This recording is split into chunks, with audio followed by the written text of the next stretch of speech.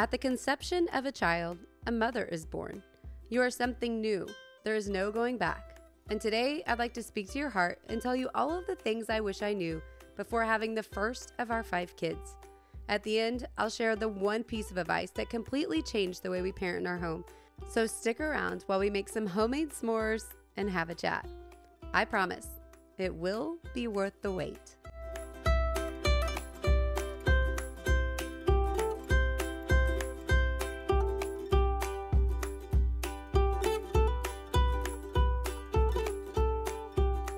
Perspective is everything. And one of the concepts that's been swirling in my mind since I conceptualized this video months ago is the idea that motherhood is often discussed as being sacrificial. But I'm wondering if motherhood is sacrificial after all, or if it's the process of refinement that's turning me into the person I was always meant to be. From the mundane daily task to the huge life-altering events, embracing it all as a gift instead of a burden changes everything. Today, as we chat, I'm going to throw out a few how-tos and what works super well in my home, and then I'm going to give you some larger concepts to really think about and chew on for how you want to set up your family and what you want it to look like as time moves forward. The first little nugget I want to send you with today is to take time and make it happen to get down on their level when they are needing to talk to you, giving them your full attention. When I am on the same level as my 2-year-old, my 4-year-old, or even my 6-year-old, the connection is so different than when I'm towering over them, looking down and hearing their story. They have the ability to share what's on their heart and to have me fully hear them, giving them my full attention. So as they grow, it becomes a little easier because you can sit down in a chair. But at this stage, a lot of times you have to get really low and make sure they hear you. Once they're heard, even if they're upset or sad, often they will run off and go play. All they wanted was for me to take the time to listen to their needs and make sure that they felt heard and attended to. The second tip goes right along with that. Give a good, solid hug and try to never be the first to let go. This is something that I implemented a few years ago, and it's really interesting to just keep holding. Sometimes they'll give you a minute and they'll want to wait, and other times they'll just want a short one. But as soon as their need for connection is met, you will feel their arms release and they will step away. I find that this helps to center them, to soothe their hearts when they're upset, and just even help out me when I'm tired and stressed as well. So give them that time, hug them tight, and don't let go until they do first. Thirdly, involve them. This is something that we do all the time in my house. If my kids want to get up and help in the kitchen or on a project, it will take longer, of course.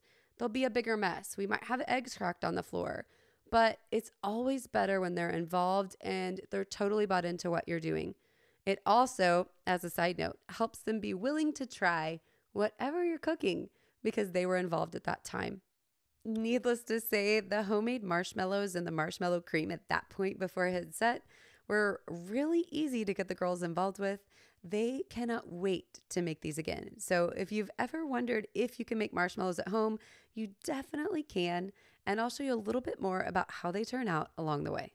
My next 2 tips are on a little bit more of a grander scale and not so much one-on-one with the children, but how we set up our family. Live close. Live as close to your family as you can, if at all possible. We often utilize grandma time when I need to run errands or accomplish tasks and my husband's busy, and we definitely have sacrificed to make this happen. Yes, you might give up a job that might pay more in a larger city, or you might have less amenities that are close to you that you really enjoy. But when we lived hours away, it was harder to get that time. It wasn't easy to get help when we needed it. And had we not moved back, our kids would not have had the relationships that they have today with family and with friends that we had growing up. The truth of it all is we probably wouldn't have a family this size if we hadn't moved back home. And what a blessing we would be missing out on if we didn't have all of these beautiful faces to greet us every morning when we wake up. Now, obviously no s'more is complete without a graham cracker, and we decided to make these at home as well. I was amazed at how simple this process was and how little time it took. I'll make sure to link the recipe for both the marshmallows and the graham crackers down below for anyone who wants to try a little homemade s'more action all their own.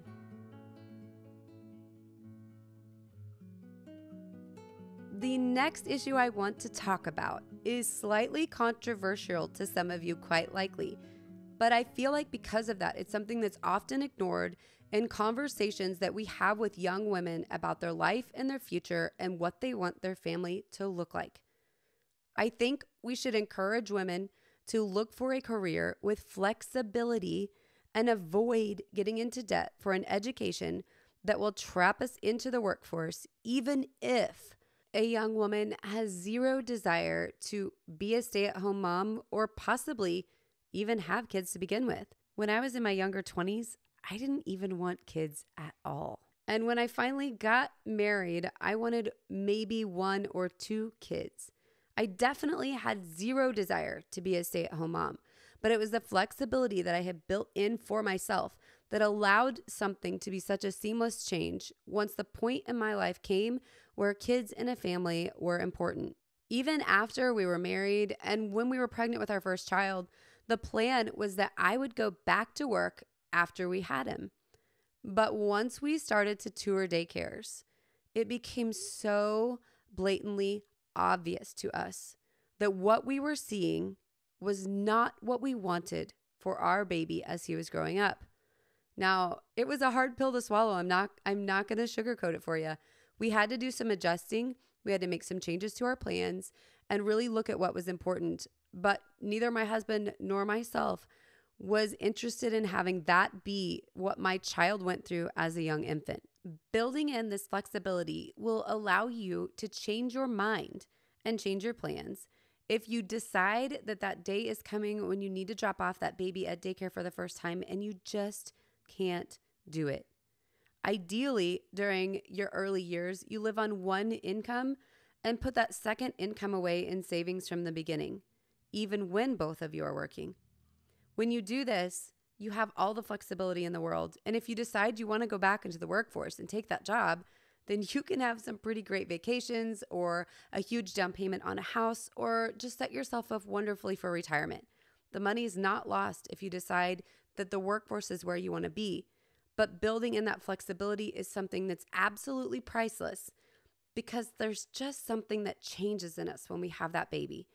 And to have that flexibility is something you will never regret having. Sticking with the same train of thought, ignoring the push to do more with my life plan was one of the single best things that I've ever done to pave the way for the life that I love now.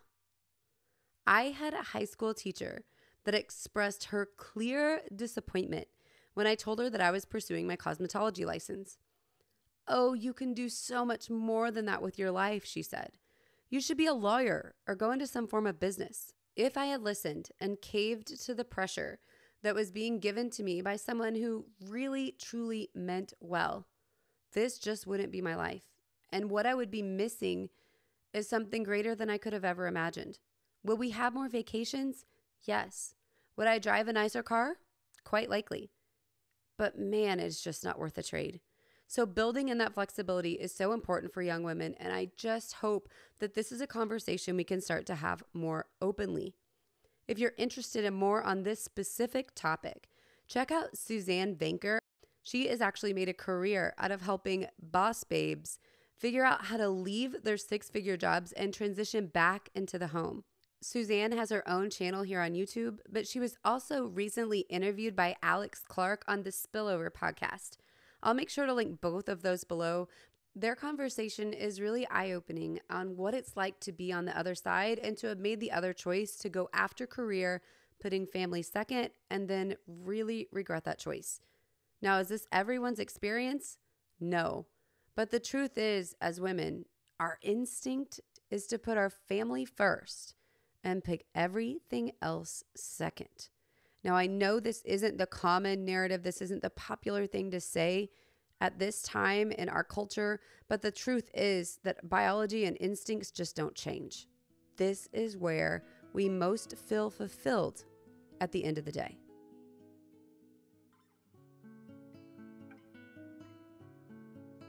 Now on to the most fun part of the graham crackers, which was getting them rolled out, cut, and pricked with a fork so they were ready to go. Of course, my tiny helper was in tow and couldn't wait to help me roll them out, so we had a lot of fun getting this accomplished, and these were absolutely delicious.